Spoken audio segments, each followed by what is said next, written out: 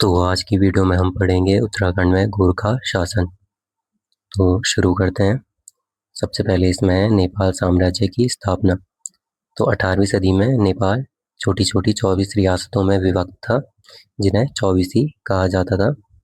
और नेपाल में नेवार जाति का निवास था, जिनके नाम पर नेपाल का नामकरण माना जाता है।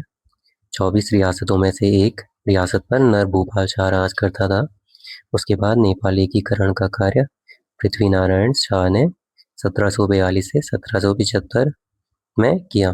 पृथ्वीनारायण शाह के पुत्र प्रताप शाह ने 1775 से 1778 में राज किया और 1778 ईस्वी में प्रताप शाह का अल्पवयस्क पुत्र रण बहादुर शाह शासक बना, जिसकी संरक्षिका रानी इंद्र लक्ष्मी थी। रण बहादुर शाह 1778 ईस्वी से 1804 ईस्वी तक नेपाल का राजा था और 1790 ईस्वी में रण बहादुर शाह केवल 15 वर्ष का था। उसका संरक्षक उसके चाचा चौथरिया बहादुर शाह था। अल्मोड़ा पर गोरखाओं के अधिकार के समय नेपाल नरेश रण बहादुर शाह था और 1804 ईस्वी के बाद नेपाल के राजा विक्रम शाह थे, जिसके बाद रण बहादुर शाह ने साधु बनकर अपना नाम निर्गुणानंद रख दिया। अब है कुमाऊं में गोरखा शासन का समय।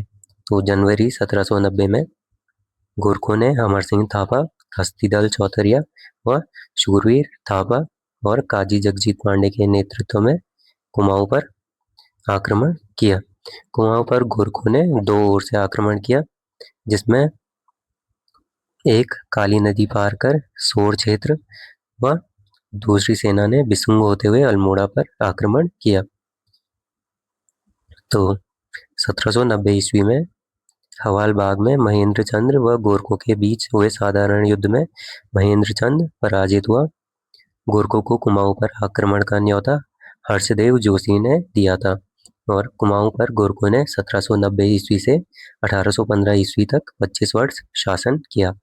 कुमाऊं जीतने के बाद गोरखों ने गढ़वाल पर 1791 में आक्रमण किया, पर वो जीतने में असफल रहे। इसके बाद हम पढ़ेंगे कुमाऊं में गोरखा सूबेदार।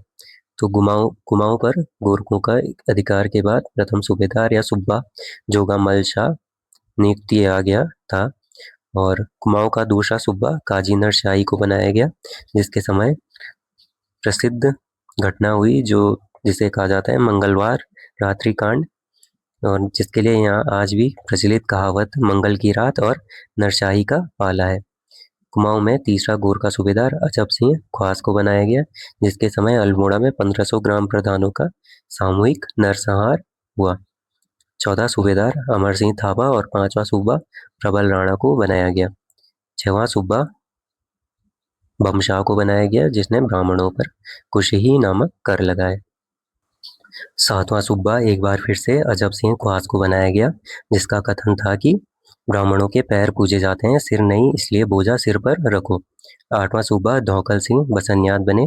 1802 में धौकल सिंह की जगह सेनापति रुद्रवीर शाह को सूबा बनाया गया, जिसने टनकर नामक नया कर लगाया था।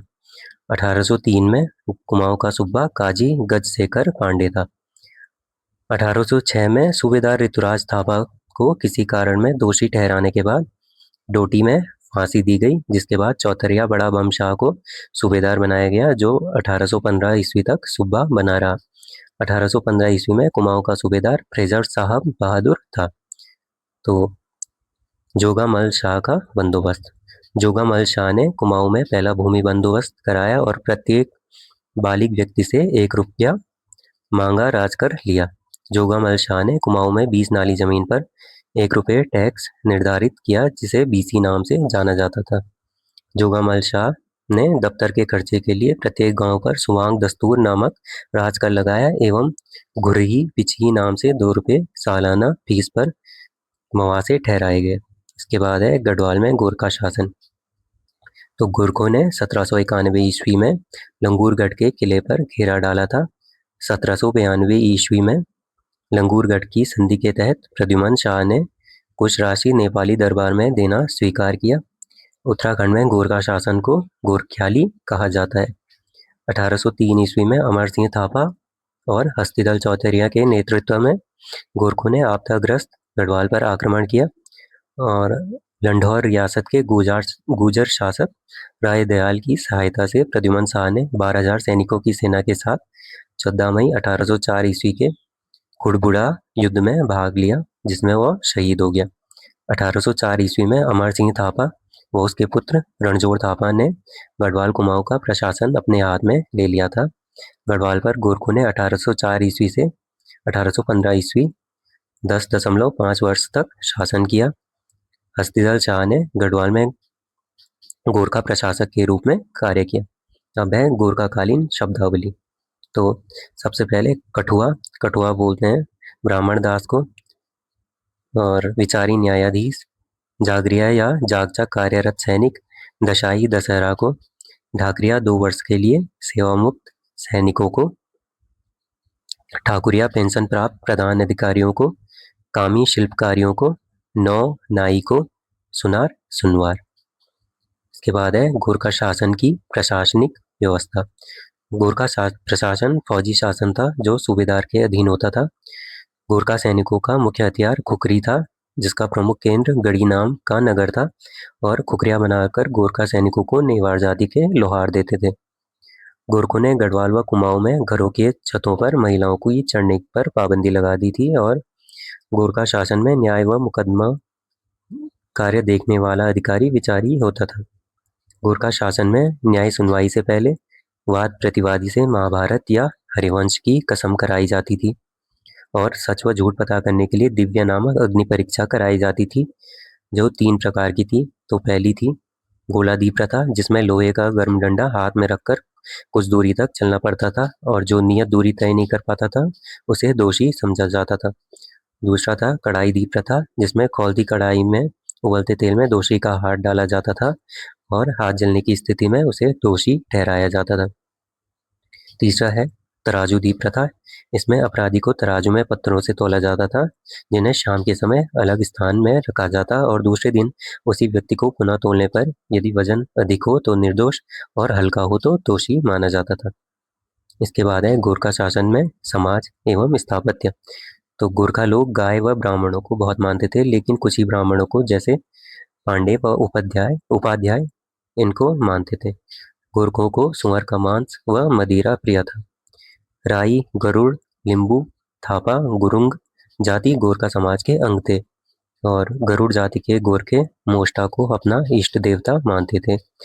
गोरखों की राजभाषा गोरखाली है, और समूचा साहित्य नेवारी भाषा में मिलता है एवं खसकुरी भाषा बोली जाती है। गोरखों का प्रिय त्योहार दशाई दशहरा या शक्ति देवी का त्योहार है। इस दिन वह अपने हथियारों की पूजा करते थे। गोरखों ने केदारनाथ, बद्रीनाथ, जागेश्वर आदि जगहों के तीर्थ यात्रियों के लिए सदावर्त लगाए थे, और देहरादून में गुरु राम राय के महंत हरिसेवक को सदावर्त के लिए चुना था। चंपावत के बालेश्वर मंदिर का जीर्णोद्धार 1796 में सूबेदार महावीर थापा ने कराया था। 1797 ईस्वी में रण बहादुर शाह की पत्नी कांति देवी ने शतोली परगने के कुछ गांवों को केदारनाथ मंदिर में सदावर्त चलाने के लिए दान दिया था, और रण बहादुर शाह ने कोटली परगने के ग्रामों को बद्रीनाथ यात्रियों के सदावर्त चलाने के लिए दान में दिया था। और ड्रेपर ने 1808 ईस्वी से 1811 ईस्वी तक गढ़वाल का सर्वेक्षण किया।